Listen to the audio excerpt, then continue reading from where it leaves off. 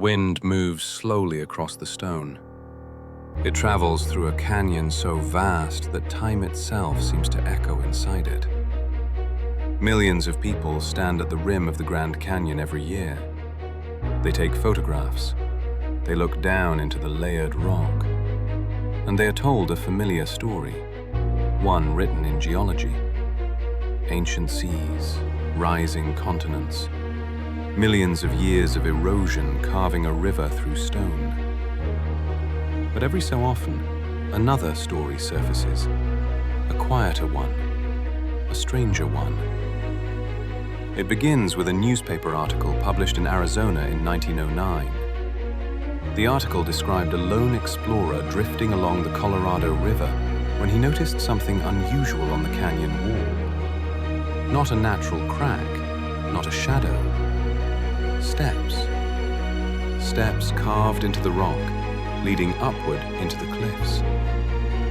According to the report, those steps led to the entrance of a vast underground complex. Inside were tunnels, rooms, artifacts, hieroglyphic-like markings, copper weapons, and a statue that the explorer said resembled a seated Buddha. If the story were true, it would suggest something extraordinary, a lost civilization, hidden within one of the most studied landscapes in North America. Yet within a few years, the story vanished. No photographs appeared, no excavation reports were published, and the institutions named in the article would later say the entire account had no record in their archives. For more than a century, the question has lingered quietly in the background of American folklore.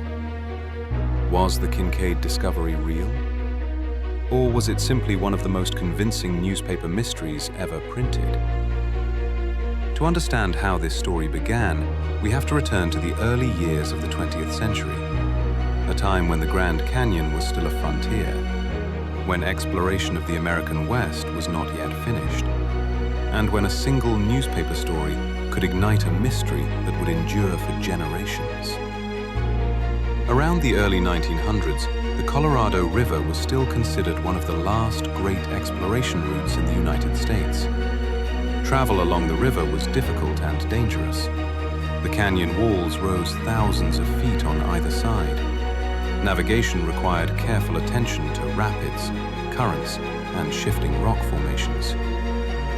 Many of the people who ventured into this landscape were prospectors. They searched for gold, copper, or any mineral deposit that might transform a risky journey into a fortune. Among those explorers, according to the 1909 report, was a man named G.E. Kincaid. Very little is known about him beyond the article itself. The Phoenix Gazette described him as an explorer and mineralogist who had spent months traveling along the river. His initial goal was straightforward. He was searching for mineral deposits within the canyon. But during that journey, the article claims he noticed something unusual high above the waterline. At first, it appeared to be a geometric shape in the cliff wall. When he looked closer, he realized it was a staircase. Stone steps carved directly into the rock. The steps were narrow and steep, rising hundreds of feet above the river. Such construction would have required immense effort, and in that remote environment, the presence of carved steps raised an immediate question. Who built them? Kincaid reportedly climbed the staircase and reached a cave entrance concealed within the cliff. The opening, according to the account, led into a system of tunnels. At first, the passageways were narrow, but as he moved deeper inside, they widened into chambers carved from stone.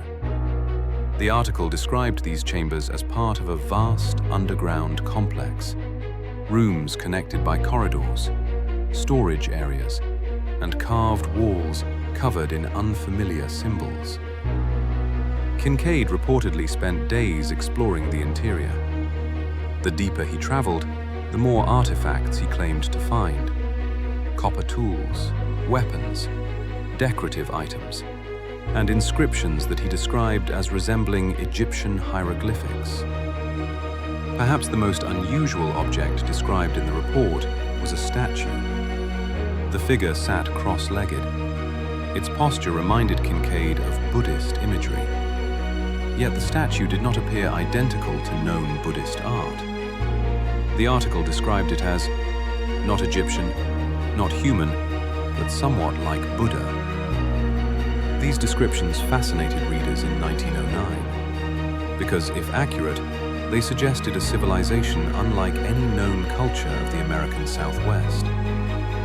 At the time, archaeological knowledge of North America was still developing. The idea that an unknown society might have occupied hidden chambers inside the canyon was difficult to dismiss completely.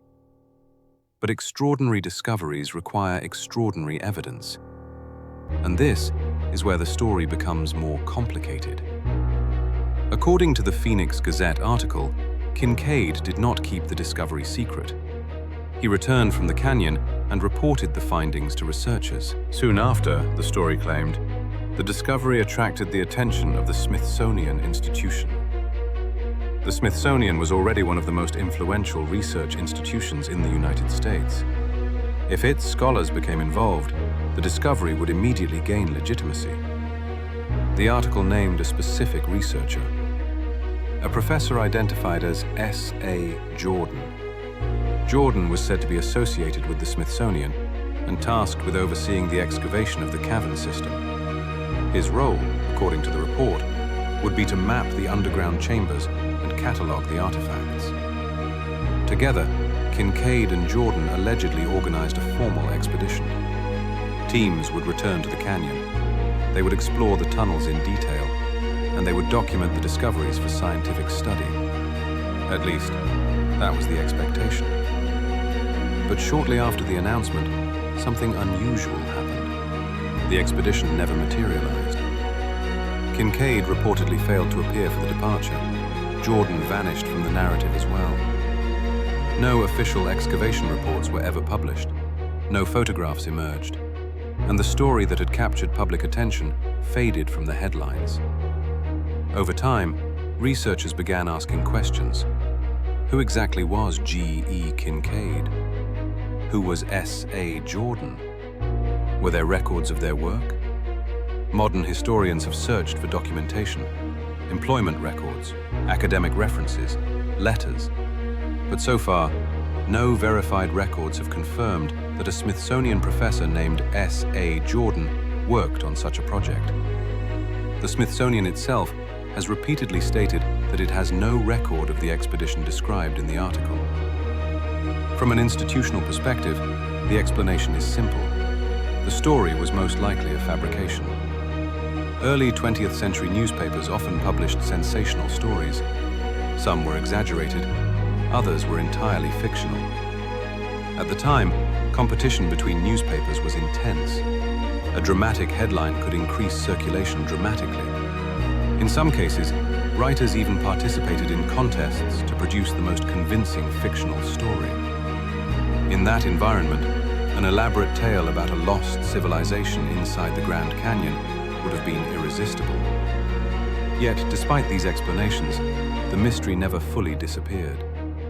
Part of the reason lies in the remarkable level of detail contained within the original article.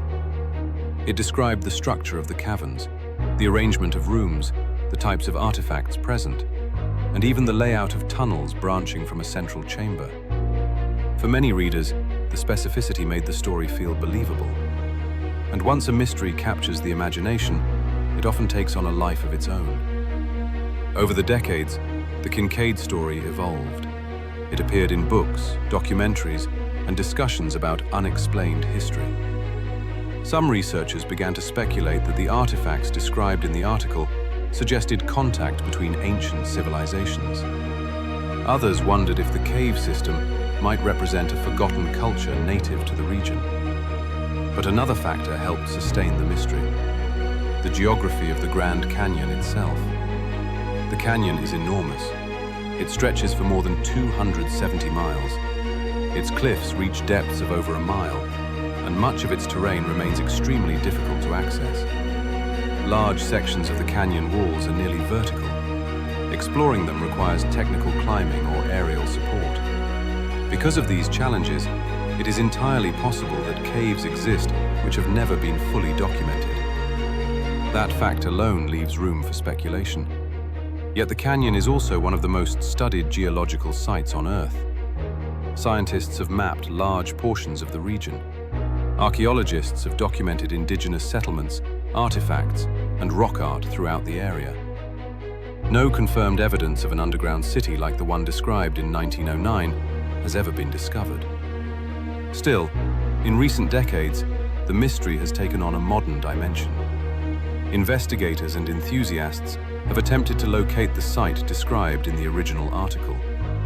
Some claim the area lies within restricted sections of the canyon. These areas are sometimes referred to informally as forbidden zones.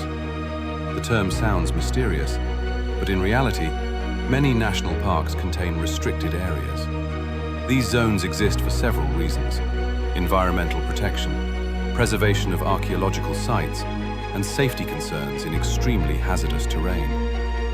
The Grand Canyon is a particularly dangerous landscape. Steep cliffs, unstable rock formations, and extreme heat make certain areas unsafe for visitors. As a result, access restrictions are common. However, modern investigators have sometimes interpreted these restrictions differently. Some claim that aircraft patrol these areas. Others report encountering helicopters when approaching restricted zones. In documentaries and online discussions, these encounters are sometimes described as evidence of secrecy. But there are more conventional explanations. The Grand Canyon is monitored regularly by park authorities. Helicopters are used for search and rescue operations, fire monitoring, and ranger patrols. Aircraft are also used for geological surveys and environmental research. When people encounter these aircraft unexpectedly, the experience can feel dramatic, especially in a remote environment. Another important factor in the story is human perception.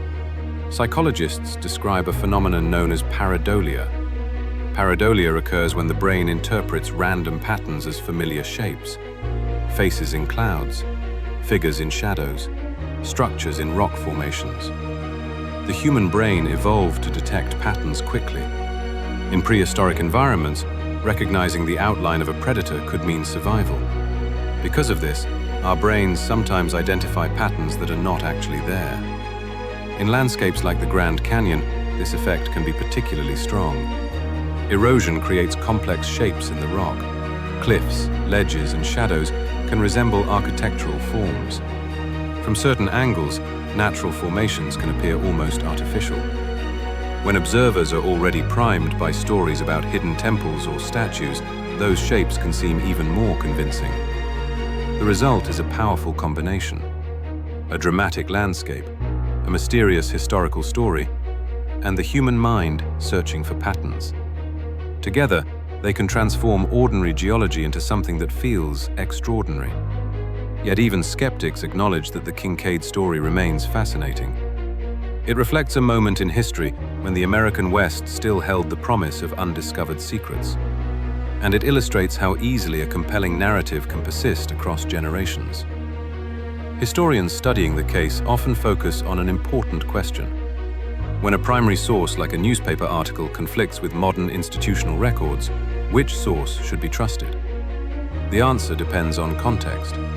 Newspapers are valuable historical sources. They provide snapshots of events, opinions, and stories from a particular moment in time. But newspapers also reflect the editorial practices of their era.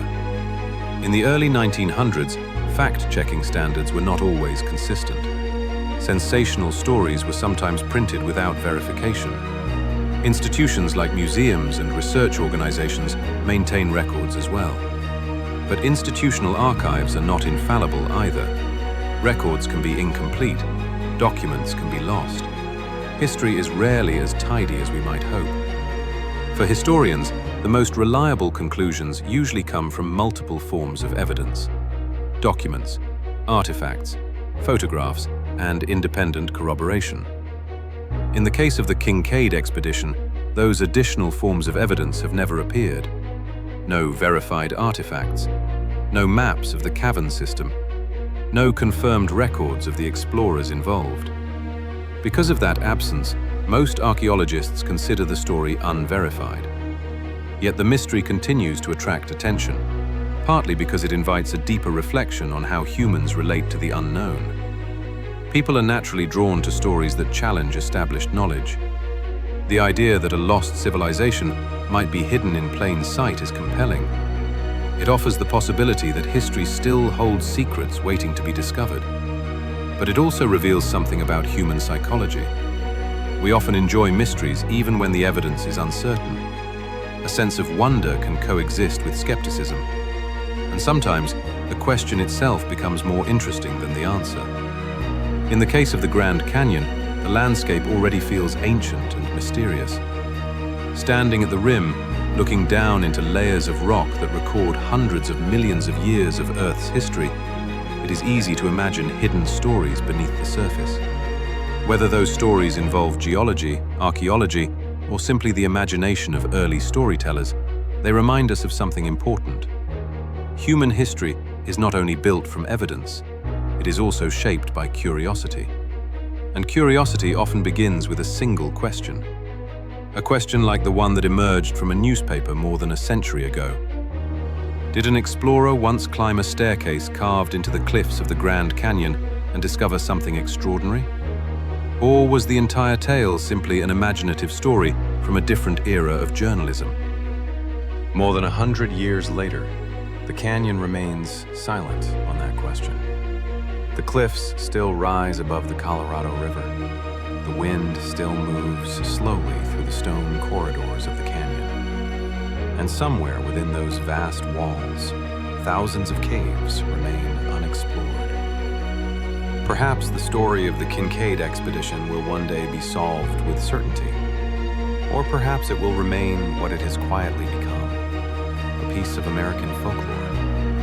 A reminder that even in an age of satellites and scientific surveys, the world can still hold mysteries. And sometimes, the most enduring mysteries are not the ones that change history. They are the ones that invite us